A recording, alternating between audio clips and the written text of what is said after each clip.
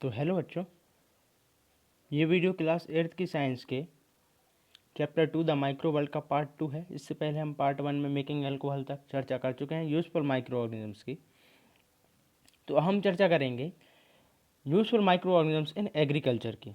तो देखते हैं, bacteria like rhizobium live in the root nodules of leguminous plant. उन्होंने कहा है एक बैक्टीरिया है जिसका नाम राइजोबियम है, ये रूट नोड्यूल्स में, जड़ों में उनकी जो गांठें होती हैं लेग्यूमिनस प्लांट की, फलियों वाले पौधों की, दालों की, तो उनमें ये माइक्रो ऑर्गेनिजम्स रहता है उनकी रूट की नोड्यूल्स में। दे fix the atmospheric nitrogen which result in the formation of nitrate and increase the fertility of the soil. उन्होंने कहा है ये जो राइजोबियम है ये क्या करते हैं, एटमॉस्फेरिक नाइट्रोजन का फिक्सेशन कर देते हैं, उसको नाइट्रेट में बदल देते हैं, जिससे सॉइल की फर्टिलिटी या उर्वरक क्षमता बढ़ जाती है। तो हमारी खेती में ये काम आते हैं। अगला है useful micro organisms in the environment. Uses of micro organisms in the environment. तो क्या यूजेस है माइक्रो ऑर्गेनिजम्स का, देखते हैं। Certain bacteria and fungi are saprophytic in nature. कुछ बैक्टीरिया और फंगस जो है वो सेप्रोफाइटिक होते हैं, मतलब that is they thrive on dead and decaying matter of plant and animal. उन्होंने कहा है कि प्लांट और एनिमल जो सड़ गले या मर रहे होते हैं उन पर ये थ्राइव करते हैं, फलते फूलते हैं। They degrade the remains of this organisms and clean the environment. और बचे हुए मांस वगैरह को या गंदी चीज़ों को ये ख़त्म करके मिट्टी में मिला देते हैं और एनवायरनमेंट को क्लीन करते हैं। Without this micro organism the surface of earth would have been pile up with the remains of dead plant and animal.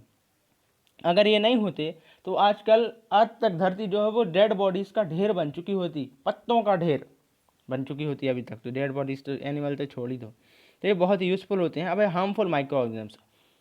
Useful तो भाई हम चर्चा कर चुके हैं, अब हार्मफुल भी कुछ होते हैं, हानिकारक भी कुछ होते हैं। तो देखेंगे, as we already know micro organisms cause many diseases to the plant, animal and human being. हम जानते हैं कि माइक्रो ऑर्गेनिज्म बहुत तरह की बीमारियां पैदा करते हैं प्लांट, एनिमल और ह्यूमंस को। अभी भी चल रही है बीमारी, घर से बाहर नहीं निकल पा रहा कोई।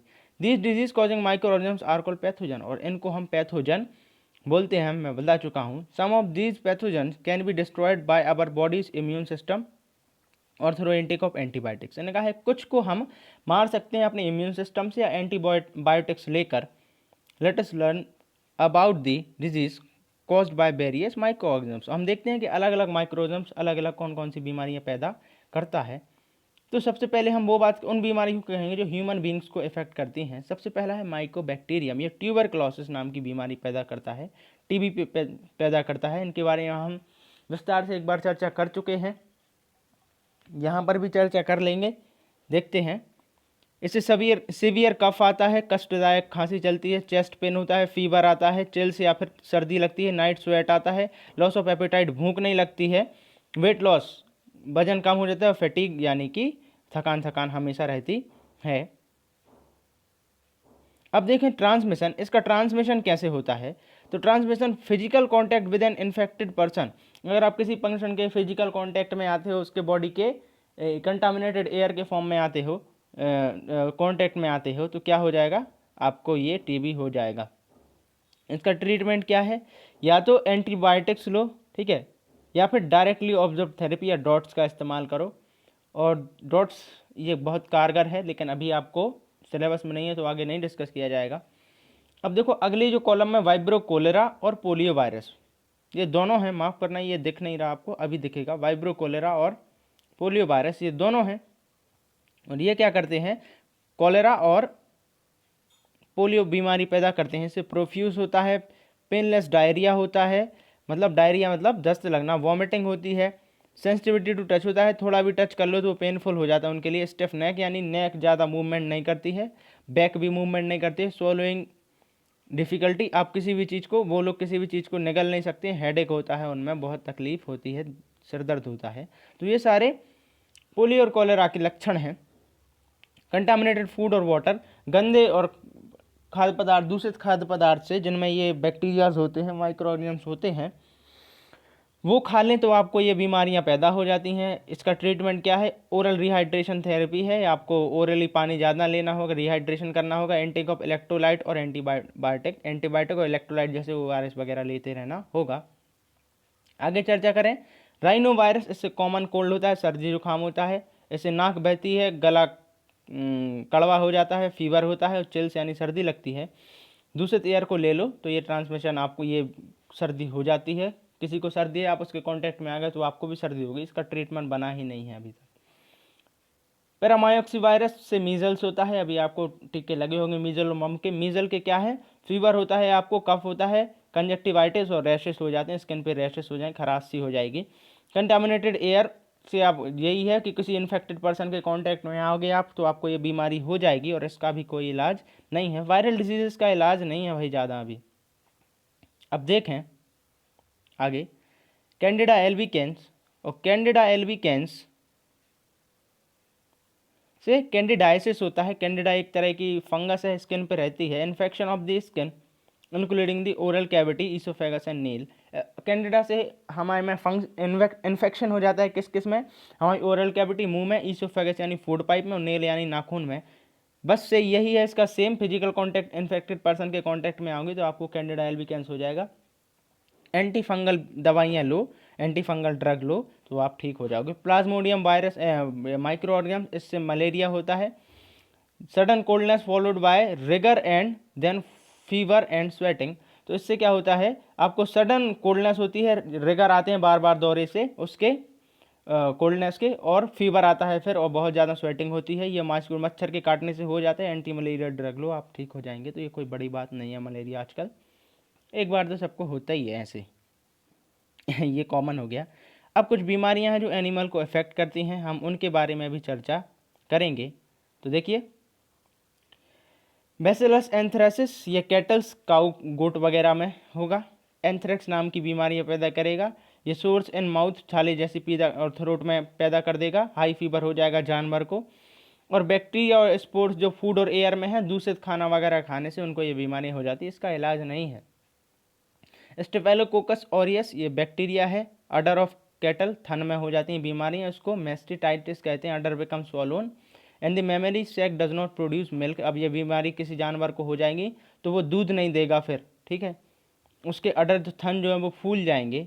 Contact with infected milking machines और हैंड, और किसी ऐसे हाथ के कॉन्टैक्ट में आए जिन पे ये वायरस हो तो उनको ये बीमारी हो जाती है। Intake of long acting antibiotics. Long acting antibiotics लें। लॉन्ग एक्टिंग एंटीबायोटिक्स मतलब जो चरणों में, फेजेस में काम करती है। आपने सुबह खा ली तो आधी अभी यूज़ होगी वो, आधी बाद में यूज़ होगी। लॉन्ग एक्टिंग एंटीबायोटिक्स दो कैटल को, वो ठीक हो जाएंगी। अब है कैंडिडा एल्बिकेंस। कैंडिडा एल्बिकेंस हम शायद देख चुके हैं, हमारे में भी था। पोल्ट्री में मुर्गा वगैरह पालते हो, थ्रश नाम की बीमारी हो जाती है। यंग बर्ड पेल दिखने लगती हैं और रफल होती हैं, झुर्रियाँ सी।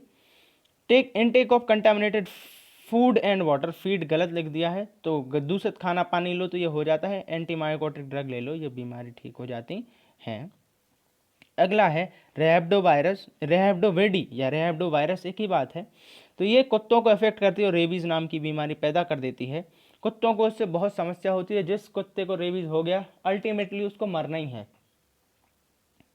तो फेदर्स पैरालिसिस, यानी कि पैरालिसिस हो जाती है किसी अंग में, कोई खास अंग काम नहीं करेगा, जैसे जॉ काम नहीं करना या फिर कोई पाँव वगैरह काम नहीं करना। एंजाइटी होगी उसको, वो होगा मतलब बहुत ज़्यादा उतावलापन होगा। इंसोमेनिया, व्याकुलता होगी। कन्फ्यूज़न होगा, मतलब इधर उधर कन्फ्यूज होता फिरेगा वो। एजिटेशन होगा। एबनॉर्मल बिहेवियर होगा, मतलब बहुत अग्रेसिव वो हो जाएगा। और एबनॉर्मल बिहेवियर, जैसे पहले जैसा शांत नहीं रहेगा वो। पैरानोया हो जाएगा, पागलपन हो जाएगा। टेरर एंड हेलुसिनेशन उसको आने चालू हो जाएंगे, तो कुत्ता इधर उधर घूमता पागल सा फिरेगा, कहते कुत्ता पागल हो गया, तो उसको एक्चुअली रेबीज हो जाती है। ये क्या है, एक्सपोजर टू इन्फेक्टेड एनिमल, जिन एनिमल को पहले से रेबीज है उनके कांटेक्ट में अपना डॉगी आएगा तो उनको भी रेबीज हो जाएगा। आपने अगर वैक्सीनेशन कराया तो रेबीज नहीं होगा, अदरवाइज वो उसको रेबीज होगा ही। अब वायरसेस कैटल को जो इफेक्ट करते हैं, फुट और माउथ डिजीज पैदा करते हैं। फुट और माउथ डिजीज में क्या होगा, हाई फीवर आता है और माउथ और फुट पे छाले पैदा हो जाते हैं। मुझको भी आजकल छाले हैं, लेकिन मैं कैटल नहीं हूँ तो कोई ये दूसरी प्रॉब्लम है। क्लोज कॉन्टैक्ट और animal of animal to animal spray, और एनिमल टू एनिमल स्प्रे। तो क्लोज कॉन्टैक्ट में एनिमल आते हैं जिनको पहले से वायरस ने अफेक्ट किया है, उनको ये बीमारी हो जाती है। इसका वैक्सीनेशन आपने करा रखा है तो कोई भी आपको प्रॉब्लम नहीं होगी। अब अगला है कुछ प्लांट को अफेक्ट करती हैं माइक्रो ऑर्गेनिज्म, जैसे पक्सीनिया। ये वीट को इफेक्ट करेगा, गेहूं को वीट रस्ट नाम की बीमारी पैदा कर देगा। वीट रस्ट शायद अगले पेज पर हो, लेकिन इसका चित्र नहीं है, आप देख लेना, आपके में होगा। तो इससे ब्राउन पिस्ट्यूल्स आ जाते हैं लीफ पर, यानी छोटे छोटे धब्बे आ जाते हैं, वो बड़े धब्बों में पैचेस में बदल जाते हैं ये। और कंटामिनेटेड सीड वगैरह से ये बीमारी पैदा हो जाती है आपके गेहूं में, फसल में, और इसका कोई इलाज बताया ही नहीं है इन लोगों ने। जैंथोमोनास एक बैक्टीरिया है जो सिट्रस फ्रूट में सिट्रस कैंकर पैदा करता है, नींबू काला सा हो जाता है, उसमें कैंसर वगैरह सा हो जाता है।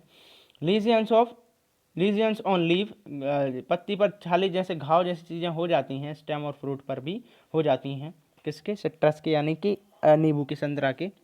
बैक्टीरिया एंटर थ्रू स्टोमेटा और लीजियन ऑन द लीफ, तो ये इसमें बैक्टीरिया का होता है, हवा में बैक्टीरिया मौजूद होता है जो प्लांट के स्टोमेटा के थ्रू या फिर किसी घाव के थ्रू उसके अंदर एंटर कर जाता है। अब चर्चा की गई है टोबैको मोज़ेक वायरस के, TMV, तंबाकू के प्लांट को इफेक्ट करने वाला।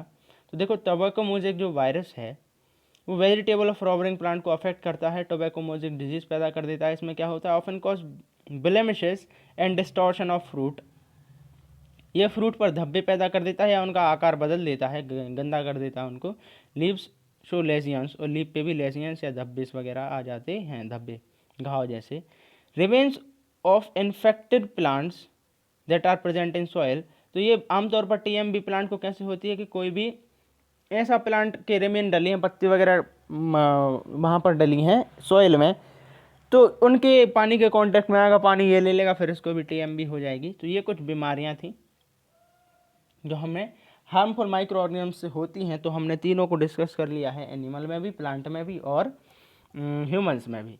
अब हम आगे चर्चा करेंगे फूड स्पॉइलेज एंड प्रिजर्वेशन की, तो खाना कैसे खराब हो जाता है माइक्रो ऑर्गेनिजम्स के कारण और उसका बचाव कैसे करना है। तो देखें, apart from causing disease to living beings, micro organisms also spoil our food. ठीक है, लिविंग बींग्स को अफेक्ट करना तो ठीक है, ये अपना खाना भी खराब कर देंगे। Consumption of spoiled food cause food poisoning, अगर आप सड़ा हुआ खाना खा लोगे तो आपको फूड पॉइजनिंग नाम की बीमारी हो जाएगी, उल्टी वगैरह बढ़िया आती हैं इसमें भाई। अब आगे है, if the food is not stored properly, food को अगर प्रॉपरली ठीक तरह से स्टोर नहीं किया जाए, these micro organisms grow on them and produce toxin, और फूड को जब फूड को ठीक तरह से नहीं स्टोर किया जाए तो ये माइक्रो ऑर्गेनिजम्स उन पे उग जाते हैं और उनमें जहर जैसी चीज़ें, जहरीली चीज़ें छोड़ देते हैं अगर हमने फूड को खुला छोड़ दिया तो। Spoiled food give a bad taste and fall smell, और सड़े हुए खाने से गंदा सा स्वाद और बहुत गंदी स्मेल आती है। Hence the food items need to be preserve to prevent food spoilage, और फूड आइटम्स को क्या करना पड़ता है, इसीलिए प्रिजर्व करना पड़ता है, संभाल के रखना पड़ता है ताकि खाना सड़े ना। There are various ways to preserve different food item, अलग अलग फूड आइटम्स को प्रिजर्व करने के अलग अलग तरीके हैं। सबसे पहला है ड्राइंग, यानी सुखा देना। आप किसी भी चीज़ को सुखा दो, उसका पानी निकाल दो, तो वो बहुत लंबे समय तक बना रहता है। जैसे आम को सुखा के अमचूर बना लें, साल भर रखे रहो, अब आम को थोड़ी साल भर रख सकते हैं। देखें आगे, ड्राइंग और dehydration involve removal of water from the food item, मैं बता चुका हूँ, पानी हटाना। They are dried under the sun, उन्हें सन के नीचे ड्राई किया जाता है। Grapes, plums and pulses are preserve by drying, grapes को, प्लम्स को और पल्सेस को ड्राइंग के द्वारा प्रिजर्व किया जाता है या सुरक्षित किया जाता है, संरक्षित किया जाता है। अब ये मत पूछना भाई कि ग्रेप्स मतलब क्या होता है। आगे है कैनिंग, कैनिंग मतलब उन्हें जार में रख देना। ये कैनिंग ही हो रखी है। In this process the food items are packed in tin with added preservative, tin में रख लो या फिर इन डब्बों में रख लो, इनमें प्रिजर्वेटिव या कुछ ऐसे पदार्थ डालते हैं जो खाने को सड़ने नहीं देते हैं। एंड स्टोर, फिर उसको स्टोर कर लेते हैं। Vegetable and fruit are cut into pieces and canned, तो इनको पीसेस में काट के उनको कैन कर लिया जाता है। आप देख सकते हो ये पीसेस में कटे हुए हैं, बनाना है या कुछ और है, देखेंगे आगे। तो ये कैंड हो जाता है ऐसे। अब है रेफ्रिजरेशन, तीसरा प्रोसेस है रेफ्रिजरेशन, आप उसे फ्रिज में रख लो। Food items like meat, egg and fresh vegetable and fruit are stored in refrigerator, सब्जियां वगैरह को, मीट को, एग को हम रेफ्रिजरेटर में रखते हैं, फ्रिज में रखते हैं। और डीप फ्रीजर आप वो मशीन देखी होगी जो डेयरी पे होती है या फिर किसी आइसक्रीम कॉर्नर पे होगी। Storing in the deep freezer inhibit the growth of micro organisms, और ये इतने ठंडे एनवायरनमेंट में माइक्रो ऑर्गेनिजम्स की ग्रोथ हो नहीं पाती है, वो बढ़ नहीं पाते हैं। इसलिए हमारा खाना सड़ता नहीं है। अब है पॉस्चराइजेशन। पॉस्चराइजेशन एक खास तकनीक है। In this process the temperature of the food item is increase to a very high temperature by heating. इस प्रोसेस में पहले तो खाने पदार्थ को हीट करेंगे, गर्म करेंगे और उसका टेम्परेचर बढ़ा देंगे। It is then brought back down and again increase. उसके बाद उसको ठंडा करेंगे और दोबारा बढ़ा देंगे। This matter kill the vegetative cell as well as spores of micro organism present in the food. और इसमें ये प्रोसेस से पहले गर्म करो फिर ठंडा फिर एकाएक गर्म, तो जिससे जितने भी माइक्रो ऑर्गेनिज्म अंदर हैं उनके वो सब मारे जाते हैं। These are few method to preserve food. और फूड को बचाने के ये कुछ तरीके हैं। अगला है nitrogen fixation and nitrogen cycle. तो नाइट्रोजन साइकिल के बारे में पढ़ेंगे हम। उससे पहले एक बात जान लो, सबको पता ही होगा, कितनी बार मैं रिपीट कर चुका हूँ कि भाई एनवायरमेंट की नाइट्रोजन को डायरेक्ट प्लांट यूज़ नहीं कर सकते हैं, क्योंकि उसे वो तोड़ नहीं पाते हैं यूज़ करने के लिए। तो ऐसे इसीलिए दूसरे बैक्टीरियाज की सहायता लगती है जो इसको तोड़ देते हैं। तो देखो, nitrogen is the most important nutrient needed for protein building in plant. Plant में प्रोटीन बिल्ड करने के लिए नाइट्रोजन बहुत ज़रूरी है, प्रोटीन बनाने के लिए, क्योंकि प्रोटीन में नाइट्रोजन बहुत होती है। Even though nitrogen is available in plenty in the atmosphere, the plant can not use it. चूँकि बहुत सारी एटमॉस्फेयर 78% एनवायरमेंट में मौजूद है, लेकिन फिर भी नाइट्रोजन प्लांट इसका यूज़ नहीं कर सकते हैं directly. The atmospheric nitrogen needs to be converted to a usual form of nitrogen by a process called nitrogen fixation. इसीलिए एटमॉस्फेयर की नाइट्रोजन को ऐसे रूप में बदलने की ज़रूरत है जिसको प्लांट उपयोग कर सकें, और इसी प्रोसेस को नाइट्रोजन फिक्सेशन कहते हैं। नाइट्रोजन एटमॉस्फेरिक नाइट्रोजन को यूजुअल नाइट्रोजन में बदलने की process. The leguminous plant have nitrogen fixing bacteria called rhizobium living in root nodule. और ये जो लेग्यूमिनस प्लांट हैं ये कहाँ पर रहते हैं? लेग्यूमिनस प्लांट के रूट में नाइट्रोजन फिक्सेशन बैक्टीरिया या राइजोबियम पाया जाता है। तीसरी बार आ रहा है राइजोबियम का नाम। This convert nitrogen to usual form for plant. और ये नाइट्रोजन को यूजुअल फॉर्म में कन्वर्ट कर देते हैं प्लांट, फिर उनको वाटर के साथ एब्जॉर्ब कर लेंगे। They are then absorb with the crops by the crops and stored in plant in the form of protein. और इनसे प्लांट प्रोटीन बना लेंगे, या फिर ये नाइट्रोजन प्रोटीन के फॉर्म में जमा हो जाएगी। आगे लिखा है the herbivores feed on plants, the carnivores feed on herbivores. So in this way nitrogen enters the carnivore and is stored in the form of protein. उन्होंने कहा है कि प्लांट को हर्बीवोर ने खाया, जैसे घास को हिरन ने खाया, और फिर हर्बीवोर को कार्निवोर ने खाया, जैसे हिरन को शेर ने खाया। तो इस तरह से ये जो नाइट्रोजन है वो कार्निवोर में या शेर में पहुंच गई, उसके प्रोटीन के रूप में जमा हो गई। After that their remains are decomposed and the nitrogen compounds get back to the soil. उनके मरने के बाद उनके जो बचे हुए पदार्थ हैं, वो बचे हुए बॉडी में चीज़ें हैं, वो सॉइल में मिल जाती हैं और वापस मिट्टी में आ जाती हैं। This compound are absorb by the plants and are converted nitrogen by denitrifying bacteria and release in the atmosphere. उन्होंने कहा है कि फिर इन कंपाउंड का क्या होता है, प्लांट इनको एब्जॉर्ब कर लेते हैं और नाइट्रोजन को डीनाइट्रीफाइंग बैक्टीरिया, ये जो प्लांट ने यूज़ किया है उसको डीनाइट्रीफाइंग बैक्टीरिया की हेल्प से एटमॉस्फेरिक नाइट्रोजन में बदलती हैं और उसको एटमॉस्फेयर में छोड़ देते हैं। तो जहाँ से एटमॉस्फेयर आई थी, नाइट्रोजन आई थी, वहीं से वहीं चली जाती है। This entire cyclic process of movement of nitrogen is called nitrogen cycle. और ये नाइट्रोजन की मूवमेंट की प्रोसेस नाइट्रोजन साइकिल कहलाती है। ये आपका चैप्टर होता है यहाँ पर ख़त्म, और आप इसको अच्छे से पढ़िएगा। फिर थर्ड चैप्टर कल आएगा। Thank you.